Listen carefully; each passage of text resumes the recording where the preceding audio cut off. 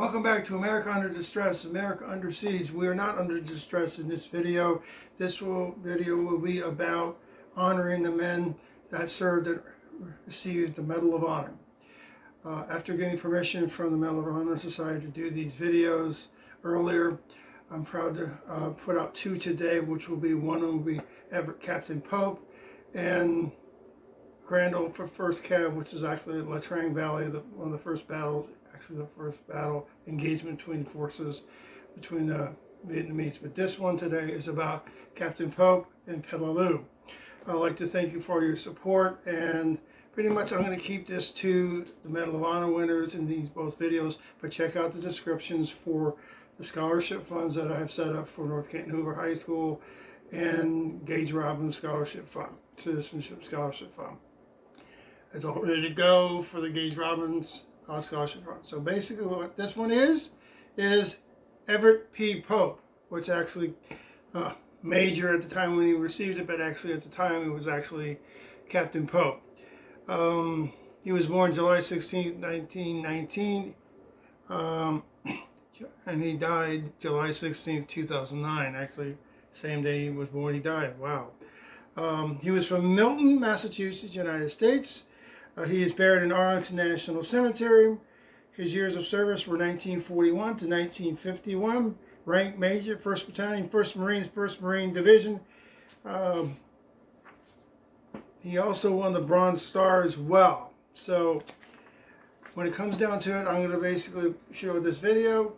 It's in his own words, and I'll come back and do a short little talk, and then I'll close this video. Remember, no matter what the topics are, mainly on this channel supports wholeheartedly 1,000, 1 million, whatever number you want to put on it, 100%, all the men and women that serve in the armed forces of the United States.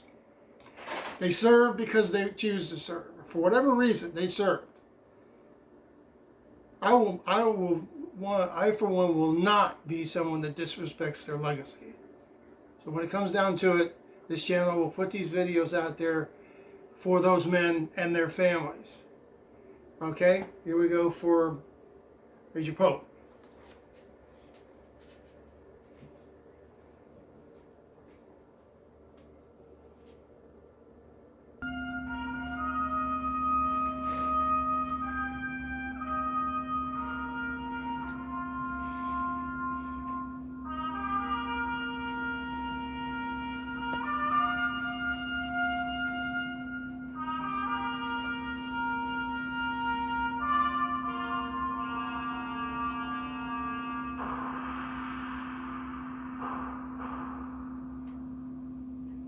I was interested in Bowdoin College, which, as you may know, is a small, suitably ivy-covered institution on the coast of Maine.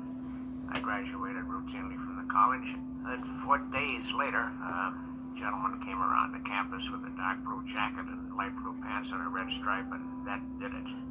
I was in the United States Marine Corps. I joined the 1st Marine Division, commissioned just before Pearl Harbor, landed on August 7th in a strange place called Guadalcanal. There it all began. When Everett Pope first joined the Marine Corps, he had never even heard of Guadalcanal.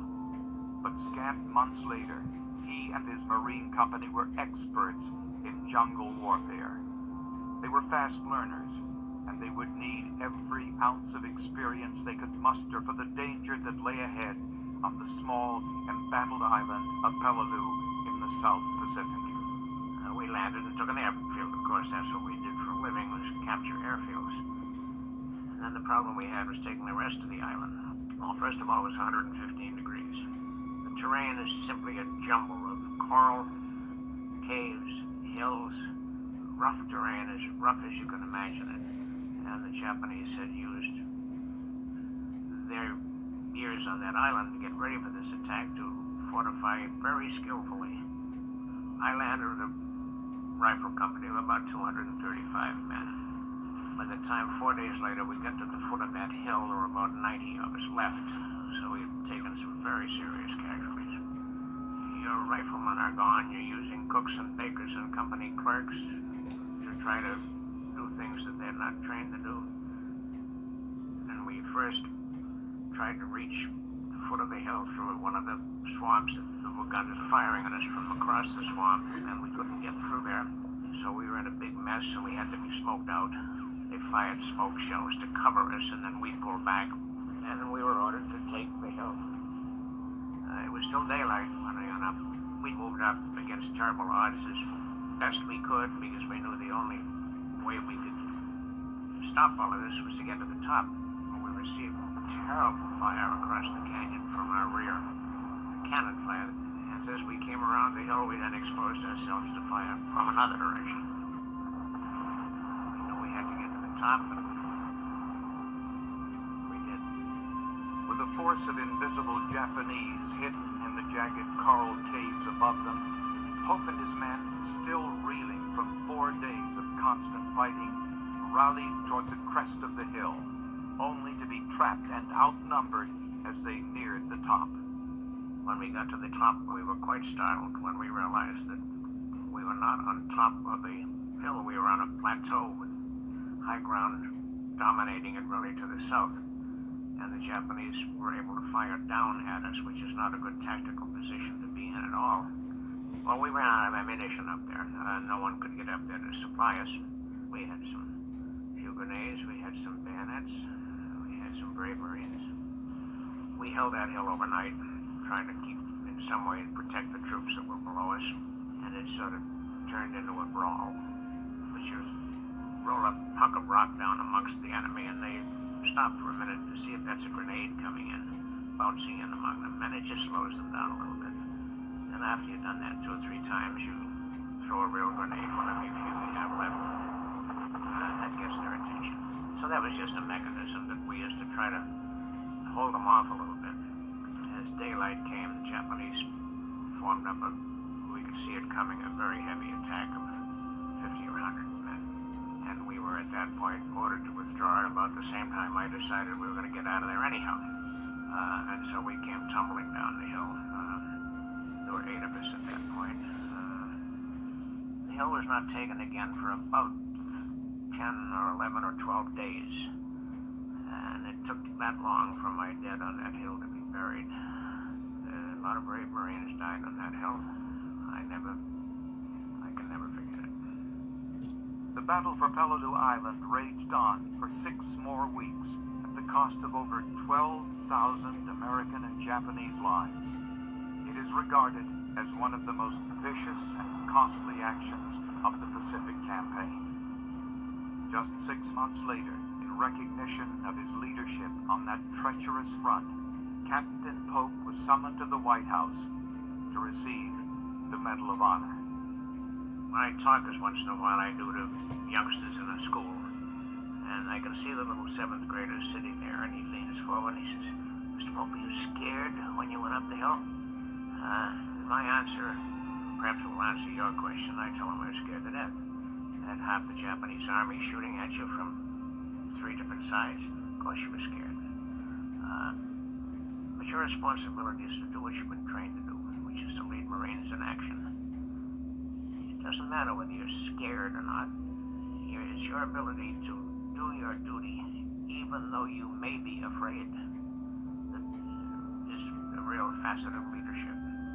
So that's what I hoped that I did, was I did my duty to the Marine Corps and to the Marines whom I was privileged to lead, even though we may have been frightened.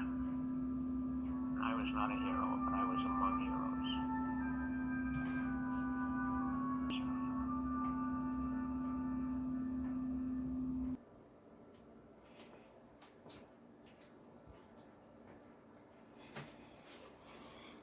Thank you for your service, Officer of Marines.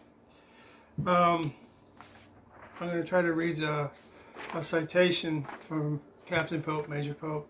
For conspicuous gallantry and intrepidity at the risk of his life above and beyond the call of duty, while serving as commanding officer of Company C, 1st Battalion, 1st Marines, 1st Marine Division, during action against the enemy Japanese forces on Peleliu Island, Palau Group, on 19th to the 20th September 1944, subjected to point-blank cannon fire which caused heavy casualties and badly disorganized his company while assaulting a steep coral hill. Captain Pope rallied his men and gallantly led them to the summit in the face of machine gun fire, mortar, sniper fire, forced by widespread hostile attack to deploy the remnants of his company thinly in order to hold the ground won, and with his machine guns out of action and insufficient water and ammunition, he remained on an exposed hill with 12 men and 1 wounded officer, determined to hold through the night, attacked continuously with grenades, machine guns, and rifles from 3 sides, and twice subjected to suicidal attacks during the night.